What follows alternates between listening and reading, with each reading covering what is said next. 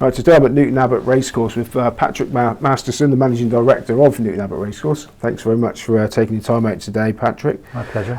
Just as a bit of background, how long have you been running the racecourse here at Newton Abbot? 29 years. So I was in the army for 10 years before that, and I was fortunate enough to be appointed in 1990, June the 2nd, 1990, so very close to the 29th anniversary.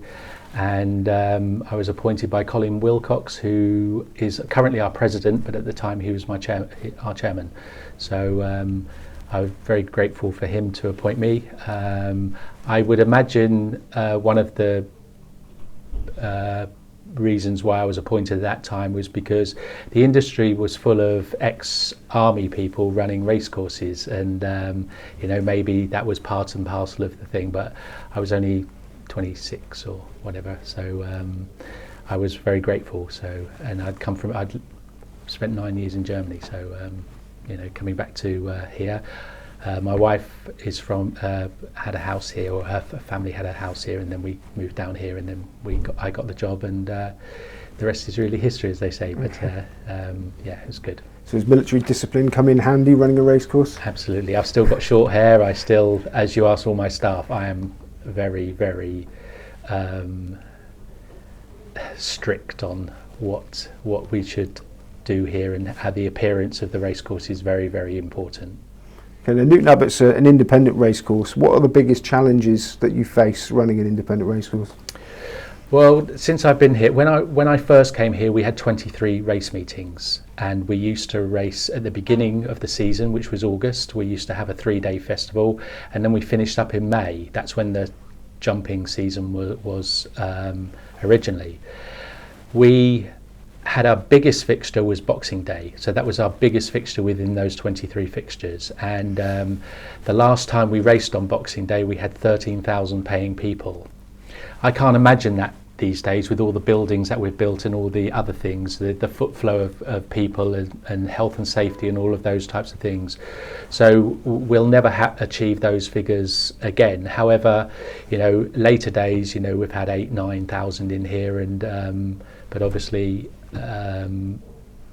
so when I came here, 23, and we're the smallest racetrack. We're, you know, 30 meters wide. We're a mile, just over a mile round, and that is really, really difficult to have half your track as a chase track. They're fixed chase fences, so they can't move, and then you've got the hurdle track. So we have 3 or 4 hurdle meetings a race day, and 2 or 3 chases, or 2 chases and a bumper, for example.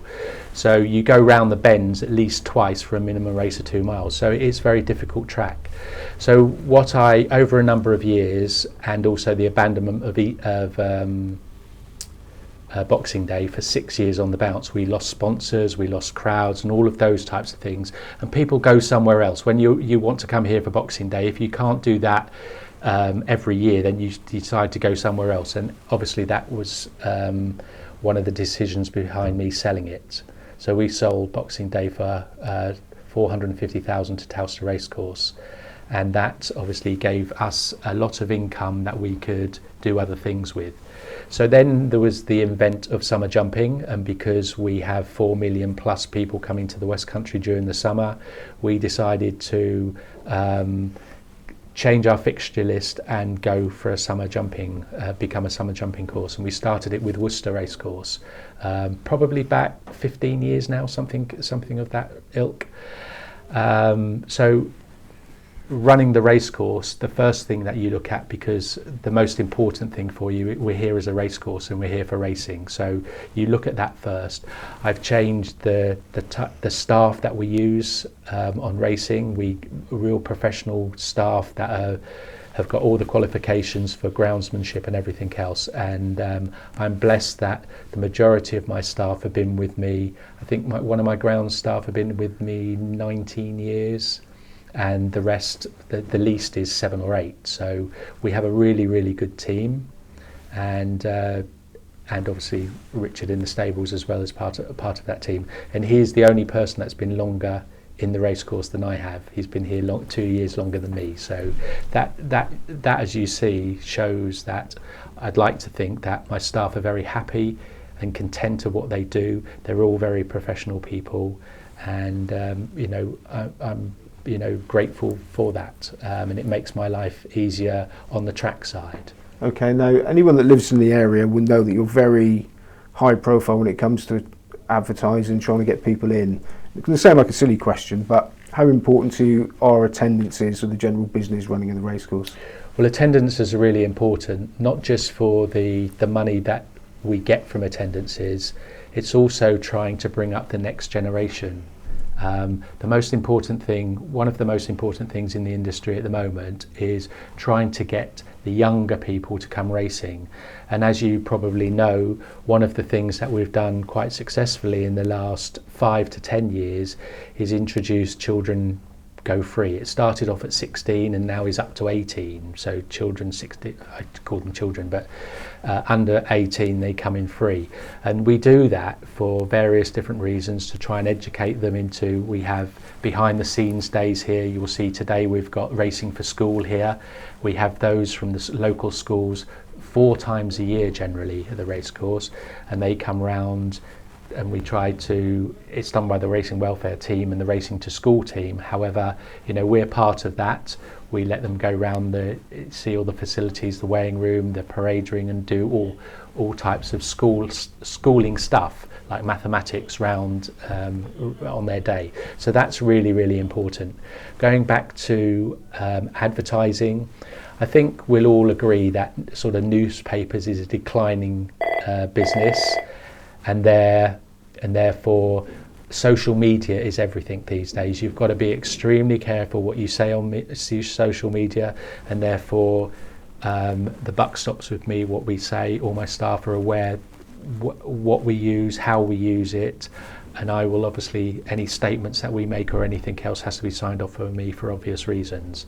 So we're in a very, very much changing world we've got millennials now, and I've got children who are, twins who are 26, for example, and they do everything on the phone.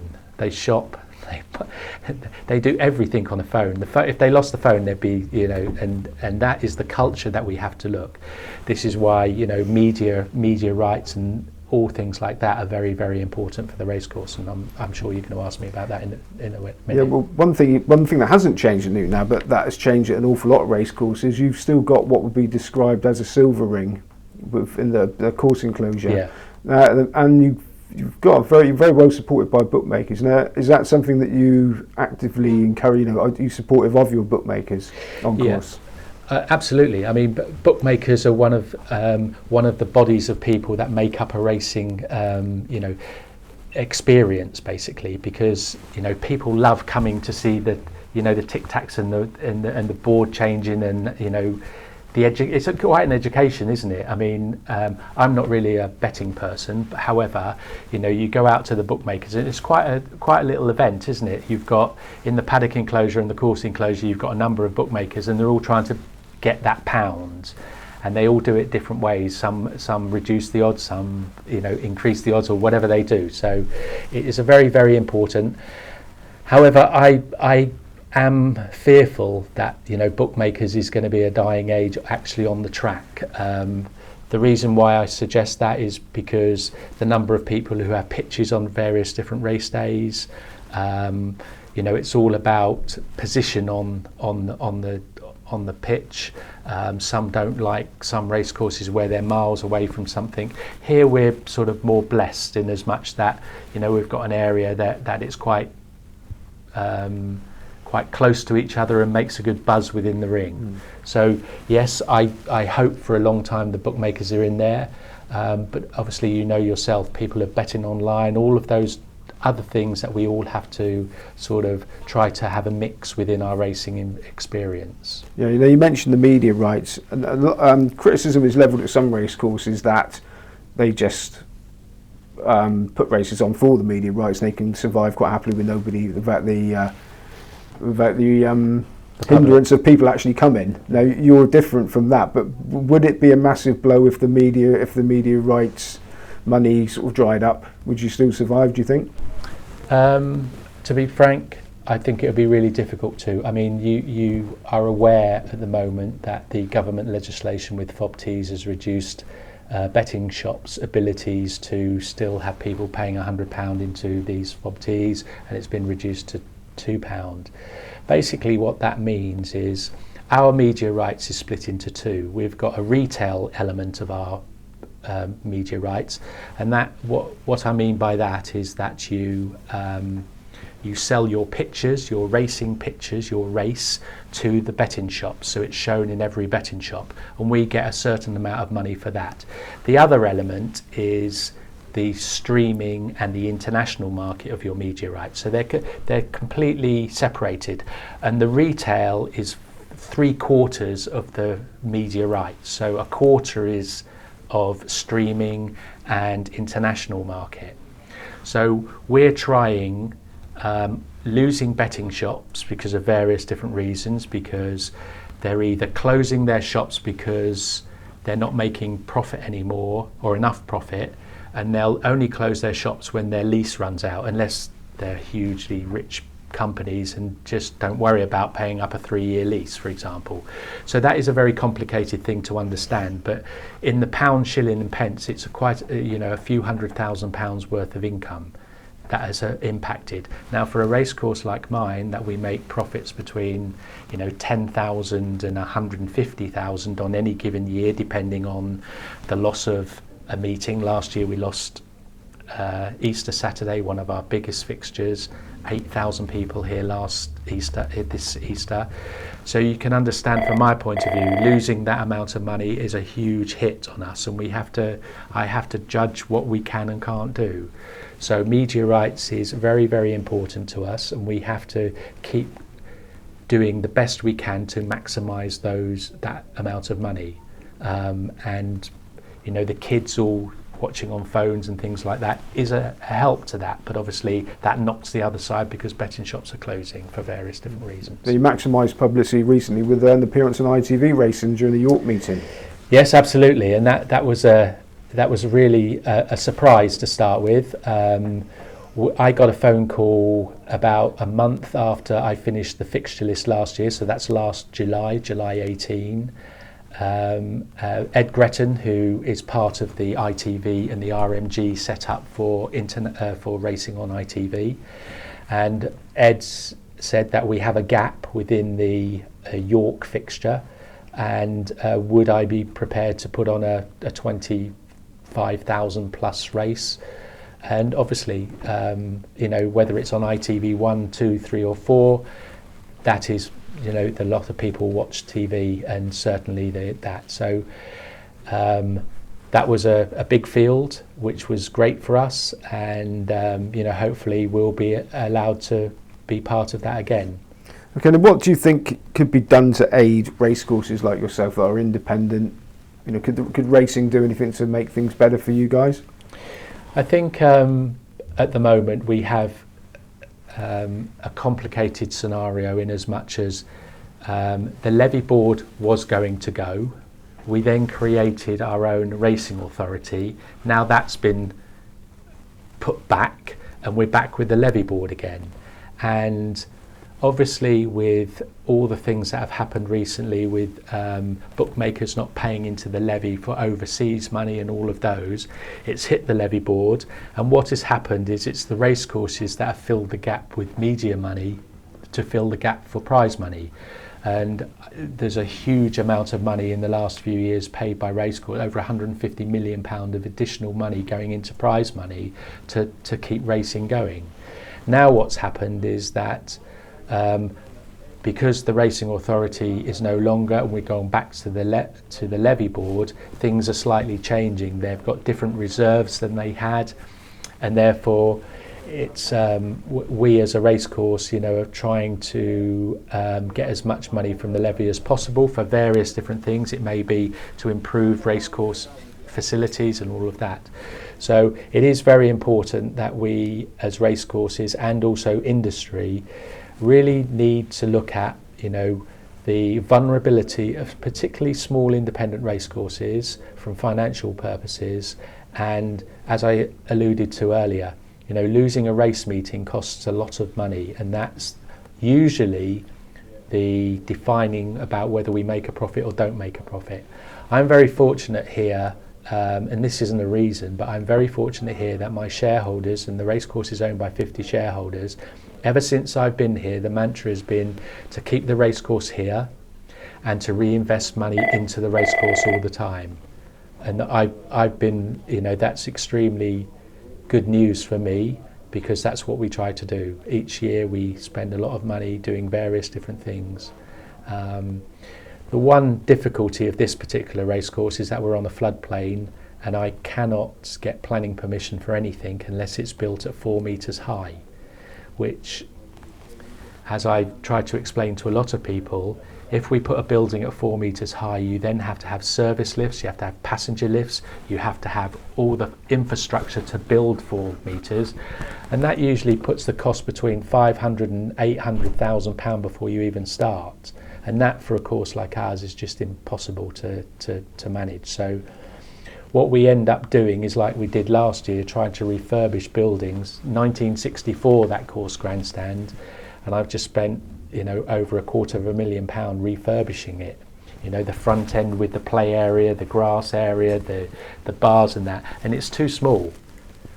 And you alluded to earlier in the conversation about, we're one of the few race courses maybe that has 2 enclosures, paddock and course. I can't sit here today and say that in 5 years' time we'll still be 2 and not 1 enclosure. But if we are 1 enclosure, then I'm sure that the experience will be as good, if not better. But I can't guarantee how much we're going to have to charge, because at the moment we have a 2 pricing system for weekends and midweek. So I've reduced all the prices midweek to try and encourage more people to come during midweek, and up slightly the price at weekends, which I felt was a good thing. A lot of people who come midweeks don't like coming at the weekends because it's a drinky crowd and whatever else. So I thought that was the right answer. We're only 3 meetings in, and I've still got a lot to consider about whether we change that for next season or not.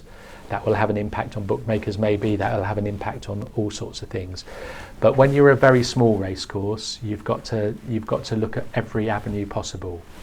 And one of the most important things that we've got to look at this particular racecourse is trying to earn more non-race day money, although it'll always be a racecourse and that'll be the main business here. So that's very difficult for me as the MD here, to try and balance what's good, what's bad, what's right, what's wrong, take lots of people's views. People will always moan about something. That is just the nature of people, isn't it? We all do it. So people who come to Newton Abbot aren't they're like that as well, and they'll soon tell you if they're not happy. So I'm happy with that. It's not an issue. Okay, and so finally, what would your ambitions for the racecourse be in the next 5 years? Next 5 years, that we're still here, first and foremost, and hopefully that will be. It's a 100-acre site, and it's on a floodplain, so we can't sell it for building land or anything like that. So we'll just work extremely hard, all my team, to make Newton Abbot a better place than it is today, and that will be hopefully being able to continue improving the customer experience, keep the prices as best as possible, keep trying to increase the number of children that come here, the next generation, to racing, and importantly, equally as importantly, if not more importantly, keep the prize money where we are, so we attract the owners, look after the stable staff like we do with 2-course meals and things like that, because these are the people that get up in the morning at 4 o'clock, they drive the horse box to our racecourse and drive it back again. So